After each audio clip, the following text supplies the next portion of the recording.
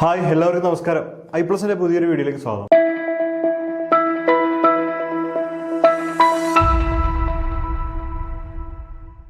അപ്പോൾ HSST physics junior 2026. അപ്പോൾ 26-ൽ എന്തായാലും പരീക്ഷ ഉറപ്പാണ്. കാരണം 26-ൽ പഴയ ലിസ്റ്റിന്റെ കാലാവധി കഴിയും. അപ്പോൾ എന്തായാലും പുതിയ പരീക്ഷ നടത്തി പുതിയ ലിസ്റ്റ് വന്നേ പറ്റുള്ളൂ. അപ്പോൾ അടുത്ത വർഷം ഒരു മാർച്ച് ഏപ്രിൽ മാസത്തിനുള്ളിൽ തന്നെ HSST ഫിസിക്സ് ജൂനിയർ വിളിക്കാനുള്ള സാധ്യതയുണ്ട്.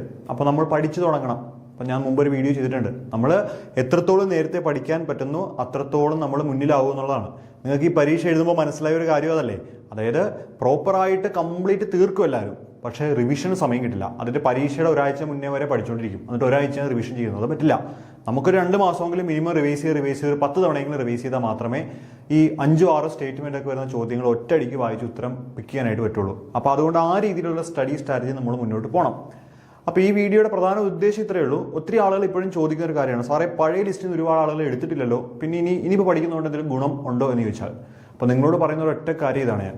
അതായത് ഒരാൾക്ക് പഠിക്കാതിരിക്കാൻ വേണ്ടിയിട്ടേ 100 കാരണങ്ങൾ കിട്ടും പഠിക്കാതിരിക്കാൻ. പക്ഷേ പഠിക്കാൻ ഒറ്റ കാര്യം മതി. അതായത് ആദ്യത്തെ 5 റാങ്കിൽ വരണമെന്നും ആദ്യം തന്നെ ജോലി നേടണമെന്നുള്ള ഒറ്റ ചിന്ത ഉണ്ടെങ്കിൽ നിങ്ങൾക്ക് ഈ പരീക്ഷയിൽ ആദ്യം എത്താൻ പറ്റും, അല്ലെങ്കിൽ പരീക്ഷയ്ക്ക് ഒരു മോട്ടിവേഷൻ കിട്ടും എന്നുള്ളതാണ്. ഇനി വരാൻ പോകുന്ന ലിസ്റ്റിൻ്റെ ഒരു സാധ്യത കൂടി ഞാൻ പറഞ്ഞുതരാം. അതായത് ഇപ്പോഴുള്ള ലിസ്റ്റിൽ കുറച്ച് നിയമനങ്ങളാണ് നടന്നിരിക്കുന്നത് ജൂനിയറിൻ്റെത്. ഇനിയിപ്പോൾ എന്ത് സാധ്യത എന്ന് ചോദിച്ചു കഴിഞ്ഞാൽ, അതായത് ഒരുപാട് റിട്ടയർമെൻറ്റ് വേക്കൻസികൾ മുന്നിൽ കാണുന്നുണ്ട്. അപ്പം നമ്മൾ ഒരു ലിസ്റ്റിൽ വന്നു കഴിഞ്ഞാൽ നമുക്കൊരു ചാൻസാണ്, മീൻസ് കിട്ടാം. ഒരുപക്ഷെ അടുത്ത ലിസ്റ്റ് വന്നിട്ട് കുറേ ബൾക്ക് റിട്ടയർമെൻറ്റ് വന്ന ശേഷം ഒരു 50 പേരെ 60 പേരെ 70 പേരെയൊക്കെ ആ ലിസ്റ്റിൽ നിന്ന് എടുത്തു കഴിഞ്ഞാൽ, പണ്ടൊക്കെ അങ്ങനെ എടുക്കുമായിരുന്നു, എടുത്തു കഴിഞ്ഞാൽ നിങ്ങളുടെ ഫ്രണ്ട്സ് നിങ്ങളോട് പറയും ചിലപ്പോൾ, എടാ എന്തിനാടാ പഠിച്ചിട്ട് ഇപ്പോൾ വലിയ കാര്യമുണ്ടോ, ലിസ്റ്റിൽ 6 പേരൊക്കെ എടുക്കുന്നത്, എന്നിട്ട് അവൻ പഠിക്കരുന്നു, എടാ അവൻ ലിസ്റ്റിൽ കയറുകയും ചെയ്യും. അപ്പോൾ അങ്ങനെയുള്ള ഫ്രണ്ട്സിന് ജോലി കിട്ടുമ്പോൾ അവൻ പറയുന്നതും കേട്ട് നിങ്ങൾ നോക്കിയിരുന്നു കഴിഞ്ഞാൽ നിങ്ങൾക്ക് ജോലി കിട്ടില്ല. അപ്പോൾ അങ്ങനെ ഒരു പോസിബിലിറ്റി വന്നാൽ നമുക്ക് ജോലി കിട്ടണമെങ്കിൽ നമ്മൾ ആ ലിസ്റ്റിൽ ആദ്യത്തെ വരണം. ഞാൻ എപ്പോഴും പറയാനുള്ള ആദ്യത്തെ 5 പേരിൽ വരണമെന്നാണ്. അങ്ങനെ വരാൻ ശ്രമിക്കണം. ഇനി ഇല്ലെങ്കിലും കുഴപ്പമൊന്നുമില്ല മീൻസ് കുഴപ്പമുണ്ട്, പക്ഷെ വരണം. അപ്പോൾ ലിസ്റ്റിൽ വന്നു കഴിഞ്ഞാൽ അങ്ങനെ ഒരു സാധ്യതകൾ വന്നു കഴിഞ്ഞാൽ, മനസ്സിലായോ? അങ്ങനെ ഒരു സാധ്യത ഇപ്പോൾ ഗവൺമെൻറ് പോളിസീസ് മാറുകയാണെങ്കിൽ, ഇപ്പോൾ ഇനി ഇലക്ഷനൊക്കെ വരും, ഗവൺമെൻറ് പോളിസീസൊക്കെ മാറുകയാണെങ്കിൽ സ്വാഭാവികമായിട്ടും ഇപ്പം നിങ്ങൾക്കറിയാം, നിങ്ങൾ അടുത്തടുത്ത സ്കൂളുകൾക്ക് ഇടുന്ന എല്ലായിടത്തും ജൂനിയർ പോസ്റ്റ് ഗസ്റ്റുകളാണ് വർക്ക് ചെയ്യുന്നത്.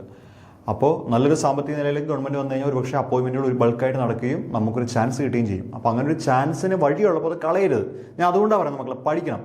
പഠിക്കുമ്പോൾ ഈ അവസാനം 3 മാസവും 4 മാസവും ഒന്നും കുത്തിക്കിടന്നിട്ട് പഠിച്ചിട്ട് കാര്യമില്ല. നിങ്ങൾ നേരത്തെ പഠിച്ച് റിവൈസ് ചെയ്താൽ മാത്രമേ കാര്യമുള്ളൂ, അല്ലാതെ യാതൊരു കാരണവുമില്ല. അപ്പോൾ അതുകൊണ്ട് പഠിക്കാനാണെങ്കിൽ ഇപ്പോൾ HSC ഫിസിക്കൽ സയൻസിൻ്റെ പരീക്ഷ അടുത്ത മാസം ആദ്യമുണ്ട്. ആ പരീക്ഷ കഴിഞ്ഞ ഉടനെ നിങ്ങൾ ഇതിൻ്റെ പഠിത്തം സ്റ്റാർട്ട് ചെയ്യണം. സെൽഫായിട്ടാണെങ്കിൽ സെൽഫായിട്ട് നോക്കുക, നമ്മളോടൊപ്പം ജോയിൻ ചെയ്യുകയാണെങ്കിൽ നമ്മളൊപ്പം ജോയിൻ ചെയ്യുക. നമ്മളിപ്പോൾ ഒരു S50 ബാച്ച് അനൗൺസ് ചെയ്തിട്ടുണ്ട്. 10-35 കുട്ടികളായി. അതൊരു 50 പേർക്ക് വരെ നമ്മൾ അഡ്മിഷൻ കൊടുക്കുന്നത്. നമ്മൾ ഡയറക്റ്റ് ഇൻട്രാക്ട് ചെയ്യുന്ന, അതായത് എല്ലാ ആഴ്ചയിലും ഓരോ ലൈവ് വെച്ച് ചെയ്ത് പുതിയ കണ്ടന്റുകൾ ചെയ്ത് ആപ്പിലും ക്ലാസ് തരും, ലൈവായിട്ടും ഇൻട്രാക്ട് ചെയ്യും. ഈ 50 പേരെ ഞാൻ മോണിറ്റർ ചെയ്യുന്ന കുട്ടികളായിരിക്കും. അത് ഞാൻ ഡയറക്റ്റ് നോക്കുന്ന കുട്ടികളായിരിക്കും. എല്ലാവരെയും ഇൻഡിവിജ്വലി എനിക്ക് അറിയേണ്ട കുട്ടികളായിരിക്കും. അപ്പോൾ നമ്മൾ എല്ലാ മാസവും എല്ലാ ആഴ്ചയും ഓരോ ലൈവും ഒക്കെ വെച്ച് റിവിഷൻ ടെസ്റ്റുകൾ പ്രോപ്പറായിട്ട് നടത്തി പ്രീവിയസ് ഇയർ ചെയ്ത് അങ്ങനെ പോകുന്നൊരു ബാച്ചാണ് 50. അല്ലാതെയുള്ള നോർമൽ ബാച്ചും നമുക്കുണ്ടാവും. ആപ്പിൽ നിന്ന് ക്ലാസ് കാണാവുന്ന രീതിയിലുണ്ടാവും, ഡൗട്ടുകൾ ക്ലിയർ ചെയ്യുന്ന നോർമൽ ബാച്ചും ഉണ്ടാവും. S50 ബാച്ചിൽ ജോയിൻ ചെയ്യണമെങ്കിൽ പെട്ടെന്ന് തന്നെ നമ്പറിൽ വിളിച്ച് നിങ്ങൾ അഡ്മിഷൻ എടുക്കുകയാണെങ്കിൽ അതിൽ ജോയിൻ ചെയ്യാം. അതിൽ 50 പേരായിരിക്കും ഞാൻ വേറെ ആളെടുക്കില്ല, കാരണം എനിക്ക് ഒത്തിരി പേരാകുമ്പോൾ പാടാവും. 50 പേരാണ് കറക്റ്റ് നമ്മളൊരു സാധാരണ സ്കൂൾ ക്ലാസ് പോലെ നമുക്ക് നോക്കി കണ്ടൊക്കെ ഇങ്ങനെ പോവാം. ഓൺലൈൻ ആണെന്ന് നമുക്ക് ഫീലേ തോന്നില്ല എൻ്റെ അടുത്ത്, മനസ്സിലായോ? അപ്പോൾ അതുകൊണ്ട് മക്കളെ പഠിത്തം സ്റ്റാർട്ട് ചെയ്യണം, ഒരു ഡിലേയും പാടില്ല. ഞാൻ നേരത്തെ പറഞ്ഞ പോലെ പഠിക്കാതിരിക്കാൻ 100 കാരണങ്ങൾ കിട്ടും, പക്ഷെ പഠിക്കാൻ ഒരൊറ്റ കാരണം മതി. അപ്പോൾ അങ്ങനെ ഒരു മോട്ടിവേഷനിൽ മുന്നോട്ട് പോവുക. ക്ലാസ്സിൽ ജോയിൻ ചെയ്യണമെങ്കിൽ ഡീറ്റെയിൽസ് അറിയുന്നുണ്ട്, ജസ്റ്റ് ഒന്ന് വിളിച്ചാൽ കാര്യങ്ങളെല്ലാം അറിയാൻ പറ്റും. ഓക്കെ, അപ്പോൾ താങ്ക് യു.